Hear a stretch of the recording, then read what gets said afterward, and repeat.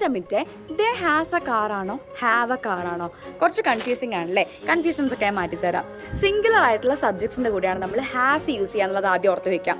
അതായത് he, she, it, he, she, it, he, she, it, ഇവരുടെ കൂടെയൊക്കെ നമ്മൾ ഹാസ് യൂസ് ചെയ്യാം. അതുപോലെ തന്നെ ഏതെങ്കിലും ഒരാളുടെ പേര്, ഒരു സാധനത്തിന്റെ പേര് പറയുമ്പോൾ നമുക്ക് എന്ത് ചെയ്യാം? ഹാസ് യൂസ് ചെയ്യാം. She has, it has, Varnitha has എന്നൊക്കെ നിങ്ങൾക്ക് യൂസ് ചെയ്യാം. ഇനി ഹാവ് നമ്മൾ യൂസ് ചെയ്യുന്നത് പ്ലൂറൽ സബ്ജക്ട്സിന്റെ കൂടെയാണ്. അതായത് you have, they have, we have, I have.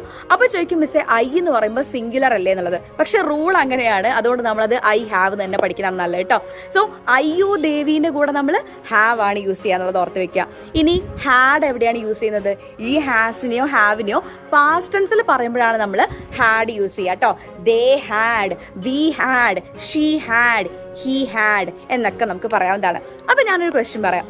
Meera and Arun dash A dog. അവിടെ ഹാസ് ആണോ ഹാവ് ആവോ എന്നുള്ളത് താഴെ ഒന്ന് കമൻറ്റ് ചെയ്യുക. കൂടുതൽ വീഡിയോസിനായിട്ട് ഫോളോ ചെയ്യുക.